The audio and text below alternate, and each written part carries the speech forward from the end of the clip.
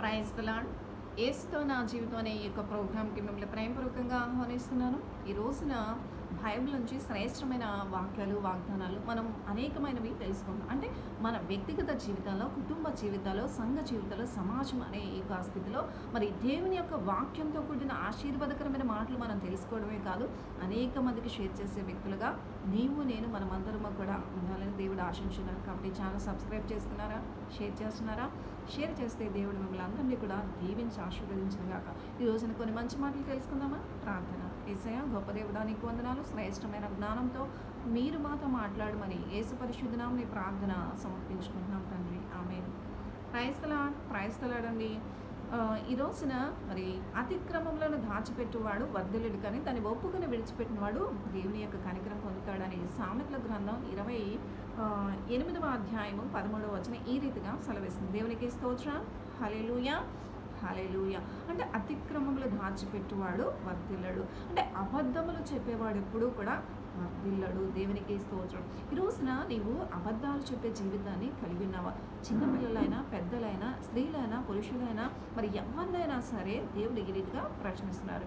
అబద్ధములకు జనకుడు అపవాది. ఈ రోజున చాలామంది చాలా ఈజీగా అబద్ధాలు చెప్పేస్తూ ఉంటారండి. అబద్ధాలకు జనకుడు ఎవరండి?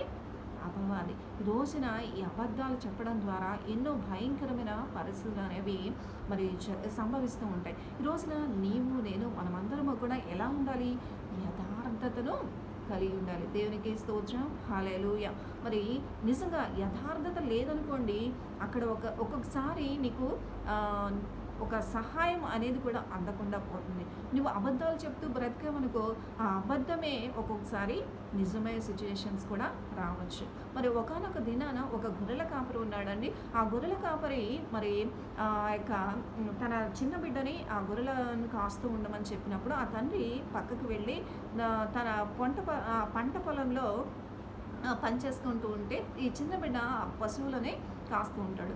ఆ పశువులను కాస్తున్న ఆ బిడ్డ మరి ఆ యొక్క తండ్రి ముందుగానే చెప్తాడు, అయ్యా, గొర్రెలను తినడానికి ఏదైనా జంతువు వస్తుంది కాబట్టి ఆ జంతువు వచ్చినప్పుడు వెంటనే నన్ను పిలువయ్యా, అప్పుడు నేను ఖచ్చితంగా వస్తానని చెప్పి అన్నప్పుడు ఆ వ్యక్తి అలా సరే డాడీ అని చెప్పి మరి ఆ యొక్క వ్యక్తి మరి ఆ యొక్క పొలంలో పనిచేసుకుని వెళ్ళాడు. ఈ చిన్న బిడ్డ ఆ పశువులు కాస్తూ ఉన్నాడు. దేవునికి స్తోత్రం. హల్లెలూయా. ఆ గొర్రెలు కాసిన ఆ చిన్న బిడ్డ, నిజంగా మా డాడీ ఈ గొర్రెల్ని తినడానికి ఏ సింహమో, ఏ ఎలుగుబంటో, ఏ పులో వచ్చిందనుకో నేను పిలిస్తే వస్తాడంటావా అని చెప్పి ఒకసారి ఏం చేస్తాడంటే, డాడీ ఈ పులి వచ్చేస్తుంది, డాడీ ఈ పులి వచ్చేస్తుంది అని చెప్పి అరుస్తాడు.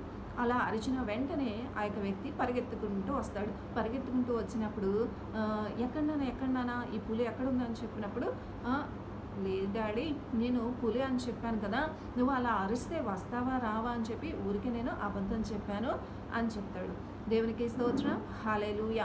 అలా చెప్పినప్పుడు సరే ఇంకెప్పుడు అబద్ధం చెప్పగా ఈసారి నిజంగా వస్తేనే పిలువు అని చెప్పి ఆ యొక్క వ్యక్తి వెళ్ళిపోతాడు. మరలా వారు ఆ పంట పొలంలో మరి మళ్ళీ పని చేసుకుంటూ ఉంటే ఈ చిన్న వ్యక్తి ఏం చేస్తాడంటే, ఈ చిన్న పిల్లవాడు మరలా తన తండ్రికి నిజంగా ఒకసారంటే వచ్చాడు, తర్వాత మళ్ళీ వస్తాడా రాడా అని చెప్పి ఈ వ్యక్తి మళ్ళీ ఏం చేశాడు, అప్పుడు ఆ చిన్న బిడ్డ మరలా అమ్మో పులి వచ్చింది అని చెప్పి మళ్ళీ గట్టిగా అరవడం ప్రారంభించాడు. ఈ యొక్క అక్కడున్న వ్యక్తులందరూ కూడా, పనిచేసే వారందరూ కూడా ఈ తండ్రితో పాటు అమ్మో నిజంగానే పులి వచ్చిందేమో అని చెప్పి వారందరూ కూడా పరిగెత్తుకుని వచ్చి నాయన ఎక్కడ పులి అని చెప్పినప్పుడు, లేదు మీరందరూ కూడా నమ్మి నిజంగా వస్తారా లేదా అని చెప్పి నేను అబద్ధం చెప్పాను, ఈసారి అబద్ధం చెప్పను అని చెప్పి అన్నప్పుడు, నువ్వు నిజంగా ఈసారి అబద్ధం చెప్పినా సరే మేము నిన్ను ఊరుకోము, నువ్వు ఇటువంటి అబద్ధాలు చెప్పకూడదే అని చెప్పి వారందరూ కూడా తమ పని చేసుకోవడానికి వెళ్తారు. ఇలా చేయకూడదయ్యా, ఈసారి నువ్వు పిలిచినా రాకుండా ఉంటారేమో జాగ్రత్త అని చెప్పేసి కూడా వెళ్తారు. దేవునికి స్తోత్రం. హల్లెలూయా. అలా అన్నప్పుడు వారందరూ కూడా చక్కగా తమ పనులన్నింటిలో కూడా మరి తలమునకలైపోతూ ఉంటారు, పంట పొలంలో పని చేసుకుంటూ ఉంటారు. ఈలోపు నిజంగానే ఆ పులి రావడం జరుగుతుంది. ఆ పులి వచ్చింది, అందులో ఉన్న ఒక గొర్రె పిల్లని తీసుకొని అది పట్టుకొని వెళ్ళిపోతుంది. అప్పుడు ఆ బిడ్డ ఎంత గట్టిగా అరుస్తాడో, ఎంత గట్టిగా కేకలు వేస్తాడు, ఎంత గట్టిగా మొత్తుకుంటాడు, అయినా సరే ఎవరు ఒక్కడు కూడా రారండి. దేవునికి స్తోత్రం. ఆల్రెడీ ముందే చెప్పారు, నువ్వు అబద్ధాలు చెప్పొద్దయ్యా, నిజమైతే పిలువు అని చెప్పి. వాడు ఒకసారి 2 సార్లు ఇలా పిలిచాడు కదా, ఇప్పుడు ఏదో ఊరికే ఆడు కావాలని 3వ సారి కూడా అలాగా పిలుస్తున్నాడేమో, వాడు అలాగే పిలుస్తాడులే అని చెప్పి వారందరూ కూడా తమ పనుల్లో ఉన్నారు. ఈ పులి రావడం వచ్చింది, పులి గొర్రెపిల్లను తీసుకుని కూడా వెళ్ళిపోయింది. కాబట్టి ఈ రోజున అబద్ధాలు చెప్పామనుకో, అబద్ధాలకి ఫలితం ఏమవుతుందండి? నష్టం జరుగుతుంది. కాబట్టి ఈ రోజున అబద్ధములకు జనకుడు అపవాది. ఒకవేళ అబద్ధాలు చెప్పామనుకో, మరి ఆ అబద్ధముల ద్వారా నీకే ప్రమాదం జరగవచ్చు. ఒకవేళ నీకే సహాయం అనేది అందకపోవచ్చు. కాబట్టి ఈ రోజున నీవు నేను మనమందరం కూడా అబద్ధములకు జనకుడైన అపవాది యొక్క బిడ్డల వలె ఉండడం దేవుని చిత్తము కాదు. చాలామంది చాలా ఈజీగా అబద్ధాలు ఆడేస్తూ ఉంటారండి. అబద్ధములు దేవుడు తీర్పు దినాన మనం ఆడిన ప్రతి మాటకు కూడా మరి లెక్క అడుగుతానని దేవుని యొక్క వాక్యం మత్తయి సువార్త ఆ యొక్క వాక్యాల్లో తెలియజేస్తుంది కదా. మరి ఈ రోజున మనము ప్రతి చిన్న విషయానికి దేవుని విషయంలో కూడా మరి నిజ దేవుని కలిగి ఉన్న చాలామంది ప్రజలు అంటే మేము బీసీ సర్టిఫికేట్ కోసము అంటే ఎస్సీలుగా ఉన్నారు, బీసీ సర్టిఫికేట్స్ తీసుకోకుండా ఎస్సీలుగానే కొనసాగింపడ్డా అంటే దేవుని కోసం నీవును నీ క్యాస్ట్ని విడిచిపెట్టలేని స్థితిలో ఉన్నా. అంటే ఈ రోజున చాలామంది ఏంటంటే ఇటు దేవుడు కావాలి, అటు లోకము కావాలన్న స్థితి. అంటే ఎప్పుడు కూడా మనకున్న క్యాస్ట్ అనేది బీసీసీగా ఉందనుకోండి, దాన్ని మనం క్రిస్టియన్స్ అన్నప్పుడు క్రిస్టియన్స్గానే ఉంటాం. అంటే దాన్ని ఒకవేళ మార్చుకోవాలి ఖచ్చితంగా అంటే ఖచ్చితంగా దేవుణ్ణి నీవు కలిగి ఉంటే నీవు దేవుని బిడ్డవని ఒప్పుకుంటావు. యథార్థత ఎక్కడైనా సరే, అది సర్టిఫికేట్స్ విషయంలో అయినా సరే, లేకపోతే మందిరంలో ఆరాధనకి వెళ్ళే విషయంలో అయినా సరే. చాలామంది బైబిల్ పట్టుకొని వెళ్ళడానికి కూడా అండి చాలామంది ఆ బైబిల్ని మరి బ్యాగుల్లో పెట్టేస్తూ ఉంటారు, లేకపోతే సంచుల్లో పెట్టేసి హోందాగా నడుచుకుంటూ వెళ్తారు. బైబిల్ని బట్టి నువ్వు ఏదో నేను తక్కువగా చూస్తారు, లేకపోతే అందరి దృష్టిలో నేను ఆ మతంలో చేరను అని అనుకుంటారని భయపడక్కర్లేదు. ఈ రోజున నీవు దేవుని అంగీకరించిన బిడ్డవైతే నలుగురు ఎదుట నీవు ఒప్పుకుంటేనే దేవుడు ఆయన బిడ్డలతో సహా వచ్చినప్పుడు నిన్ను మరి ఆయన నా కుమారుడని ఒప్పుకుంటారని దేవుని యొక్క వాక్యం మరి సెలవిస్తుంది కదా. అంటే ఈ రోజున మరి నీ యొక్క ఆస్తుల కోసం, అంతస్తుల కోసం, నీకున్న హోదా, పరువు ప్రతిష్టల కోసం దేవుడు ఎవరో తెలియనట్లుగా నటించడం దేవుని చిత్తము కాదు.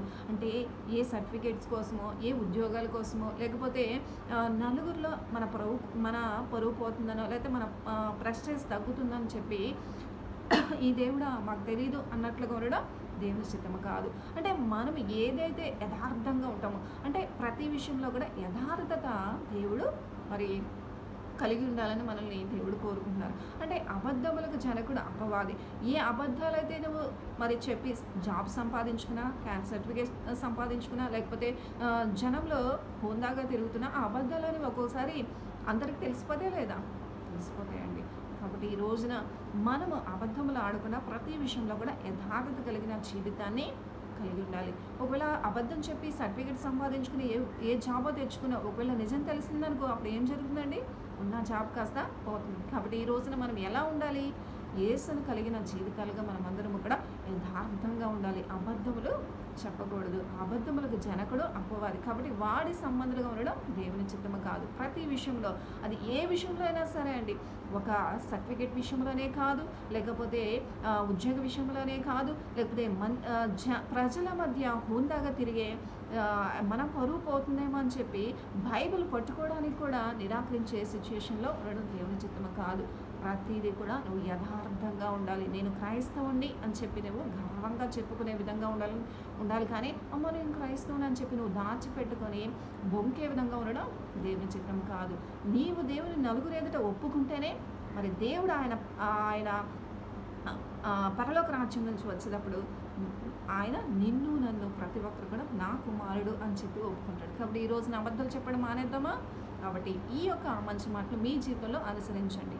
ఈ అబద్ధములకు జనకుడన్న ఈ అపవాది యొక్క మాటలు మనం తీసుకోకుండా, మనము అబద్ధములు చెప్పకుండా యథార్థత కలిగి జీవించే జీవితం మనం ఏం చేద్దామండి? కలిగి ఉన్నాం. కాబట్టి ఈ రోజున ఈ అబద్ధాలు చెప్పడం మానేసుకున్నాం. ఏ తప్పు చేసినా సరే మనం ఒప్పుకునే స్థితిలో కూడా ఉండాలి. అయ్యో ఈ యొక్క కుమారుడు తప్పు చేశాడు, ఆ తప్పుని ఒప్పుకొని అంటే అతిక్రమంలో దాచిపెట్టువాడు వర్ధిలడు, దాన్ని ఒప్పుకొని విడిచిపెట్టువాడు మరి ఏం చేస్తారండి? దేవుని కనికరం పొందుతాడు. నిజంగా ఆ తండ్రి దగ్గరికి మరలా వెళ్ళి అప్పుడు ఆ వ్యక్తి ఏం చెప్తాడంటే, ఆ కుమారుడు డాడీ డాడీ నేను తప్పు చేశాను, నన్ను క్షమించు, ఈసారి నిజంగానే గొర్రెపిల్ల అదే పులొచ్చింది, ఆ గొర్రెపిల్లని కూడా తీసుకువెళ్ళిపోయిందని చెప్పి ఆ యొక్క వ్యక్తికి చెప్పినప్పుడు, ఎంత పని చేసావురా, అందుకనే అబద్ధాలు చెప్పకూడదు అని చెప్పి ఆ యొక్క వ్యక్తిని మరి ఆ దేవుడు కరుణించినట్లుగా మనల్ని ఆ తండ్రి కూడా సరళే క్షమిస్తాడు. కాబట్టి ఈ రోజున అబద్ధములు చెప్పడం ద్వారా మనకి ఎంతో నష్టం జరుగుతుంది. కాబట్టి ఈ అబద్ధములు అనేవి చెప్పకుండా మన జీవితాలు యథార్థత కలిగిన జీవితాలుగా, ఒకవేళ తప్పు చేస్తే దాన్ని ఒప్పుకునే వారముగా ఉండాలని దేవుడు మనల్ని కోరుకుంటున్నారు. కాబట్టి చిన్న ప్రార్థన చేసుకుని మాటలు ముగించుకుందాం. ప్రార్థన. యేసయ్యా, గొప్ప దేవుడా, నీకు వందనాలు. శ్రేష్టమైన జ్ఞానంతో మీరు మాట్లాడారు ప్రభా. నిజమే యేసయ్యా, మేము అబద్ధములు చెప్పడానికి వీలేదు నాయన. ప్రతి విషయంలోనూ, మాటలోను, తలంపులోను, ఆలోచనలోను యథార్థత కలిగిన జీవితాన్ని సత్యమై మాట్లాడినట్లుగా సహాయం చేయమని యేసు పరిశుద్ధ నామమున ప్రార్థన సమర్పించుకుంటున్నాం తండ్రి. ఆమేన్. Praise the lord.